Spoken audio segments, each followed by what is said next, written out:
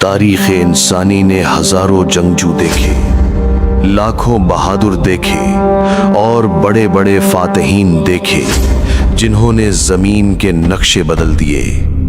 سکندر اعظم ہو یا چنگیز خان، ان کی تلواریں خون تو بہا سکتی تھیں مگر دلوں کو فتح نہیں کر سکتی تھیں۔ لیکن ریگستان عرب کی تپتی ہوئی ریت سے ایک ایسی ہستی ابھری جس کی شجاعت کا لوہا صرف زمین والوں نے نہیں بلکہ آسمان والوں نے بھی مانا۔ ایک ایسا بہادر جس کی تلوار ذوالفقار جب میان سے نکلتی تھی تو باطل کے بڑے بڑے سرداروں کے سانس رک جاتے تھے۔ ایک ایسا حکمران جس کے پاس دنیا کی دولت قدموں میں تھی مگر اس نے جو کی روٹی کو ترجیح دی۔ آج ہم تاریخ کے اس اوراق کو پلٹیں گے جس پر ایک ہی نام لکھا ہے، شیر خدا، فاتح خیبر، حیدر کرار، حضرت علی ابن ابی طالب۔ یہ کہانی صرف ایک جنگجو کی نہیں، یہ کہانی ہے عشق اور طاقت کے اس کمال کی جس کی مثال آج تک دنیا پیش کرنے سے قاصر ہے۔ مکہ کی وادی جہاں ہر طرف بتوں کی پوجا ہوتی تھی، وہیں 13 رجب کو ایک ایسا بچہ دنیا میں آیا جس نے اپنی پیشانی کبھی کسی بت کے سامنے نہیں جھکائی۔ شاید یہی وجہ ہے کہ تاریخ انہیں کرم اللہ وجہہ لکھتی ہے، یعنی وہ چہرہ جسے اللہ نے بزرگ و برتر کر دیا۔ آپ کی پرورش کسی عام گھرانے میں نہیں ہوئی بلکہ آپ کی تربیت براہ راست نبی کریم صلی اللہ علیہ وسلم کی گود میں ہوئی۔ ذرا سوچیں، جس کا مربی اور استاد خود رسول خدا ہو اس کا کردار کیسا ہوگا؟ بچپن ہی سے حضرت علی کا مزاج عام بچوں جیسا نہ تھا۔ جب قریش کے بچے کھیل کود میں مصروف ہوتے، علی نبی کے قدموں میں بیٹھ کر حکمت و دانائی سیکھ رہے ہوتے۔ یہ وہی ابتدائی دور تھا جس نے آپ کو نہ صرف جسمانی طور پر بلکہ روحانی طور پر بھی فولاد بنا دیا تھا۔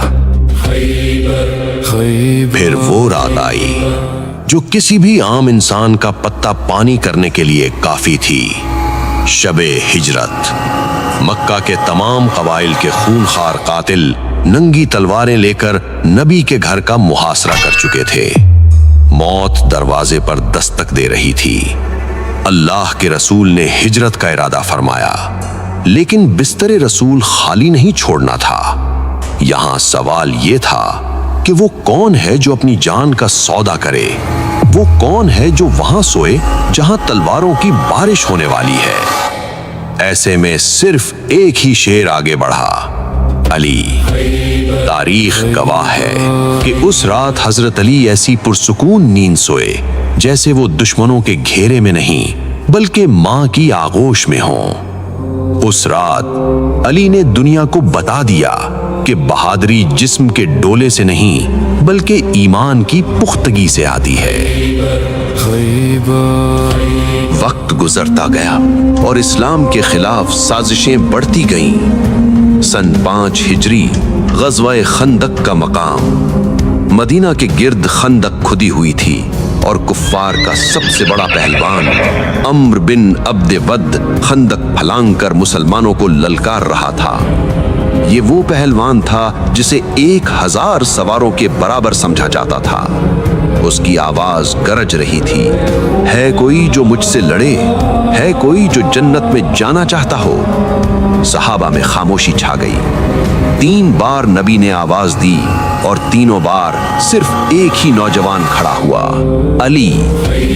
جب علی میدان میں گئے تو دھول اڑی، تلواروں کی جھنکار سنائی دی اور پھر فضا میں صرف ایک نعرہ گونجا، اللہ اکبر۔ عمرو بن عبد ود کا سر زمین پر تھا اور علی کی تلوار فضا میں۔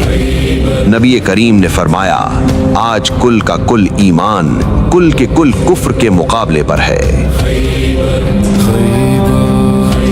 لیکن حضرت علی کی شجاعت کا سب سے بڑا امتحان ابھی باقی تھا۔ سن 7 ہجری، مقام خیبر۔ یہ یہودیوں کا وہ قلعہ تھا جو لوہے اور پتھر کا پہاڑ معلوم ہوتا تھا۔ مسلسل کئی دن تک لشکر اسلام قلعہ فتح کرنے کی کوشش کرتا رہا مگر ناکامی ہوئی۔ فوجیں تھک چکی تھیں، امیدیں دم توڑ رہی تھیں۔ پھر وہ تاریخی اعلان ہوا جس نے جنگ کا پاسا پلٹ دیا۔ رسول خدا نے فرمایا، کل میں یہ جھنڈا اس شخص کو دوں گا جو اللہ اور رسول سے محبت کرتا ہے اور اللہ اور رسول اس سے محبت کرتے ہیں۔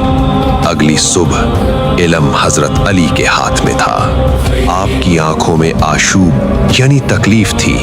نبی نے اپنا لعاب دہن لگایا اور پھر علی طوفان بن کر خیبر پر ٹوٹ پڑے۔ مرحب جیسا دیو ہیکل جنگجو ایک ہی وار میں کاٹ دیا گیا۔ اور پھر تاریخ نے وہ منظر دیکھا جو عقل تسلیم کرنے سے انکاری ہے۔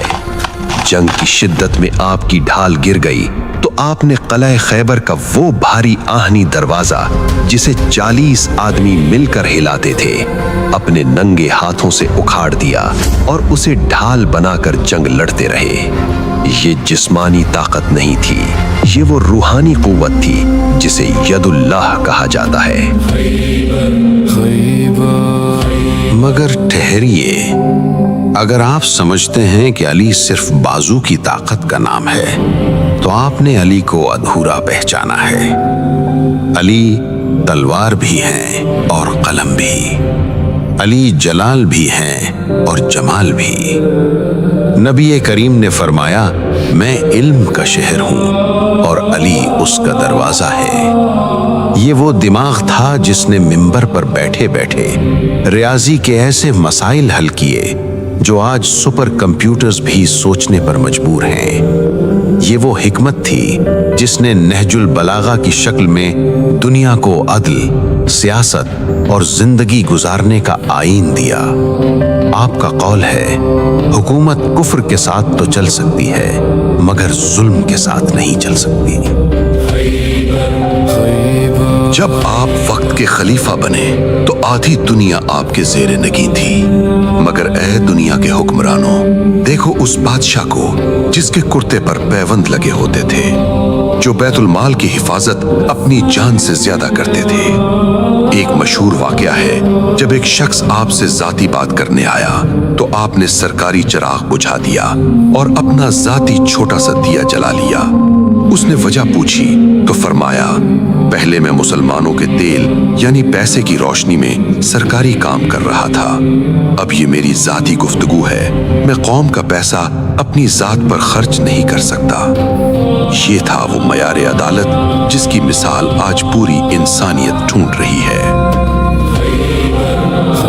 حضرت علی کا ذکر کسی خاص دن یا تاریخ کا محتاج نہیں، چاہے 13 رجب کی نسبت ہو یا سال کا کوئی بھی لمحہ، ہم اس عظیم کردار کو یاد کر رہے ہیں جس نے ہمیں بتایا کہ بہادری ظلم کرنے میں نہیں بلکہ مظلوم کا ساتھ دینے میں ہے، طاقت کمزور کو دبانے میں نہیں بلکہ گرے ہوئے کو اٹھانے میں ہے۔ چاہے خیبر کا میدان ہو یا کوفہ کی مسجد، علی کا کردار رہتی دنیا تک حق اور سچ کا استعارہ رہے گا۔ سلام ہو شیر خدا پر۔ اگر آپ کو شیر خدا کی یہ ایمان افروز داستان پسند آئی تو ویڈیو کو لائک کریں اور کمنٹ میں سبحان اللہ یا اپنی عقیدت کا اظہار ضرور کریں۔ ہمیں بتائیں کہ آپ حضرت علی علیہ السلام کی زندگی کے کس پہلو سے سب سے زیادہ متاثر ہیں۔ ایسی مزید ویڈیوز کے لیے چینل کو سبسکرائب کرنا نہ بھولیں۔ اللہ ہم سب کا حامی و ناصر ہو۔ السلام علیکم ورحمۃ اللہ وبرکاتہ۔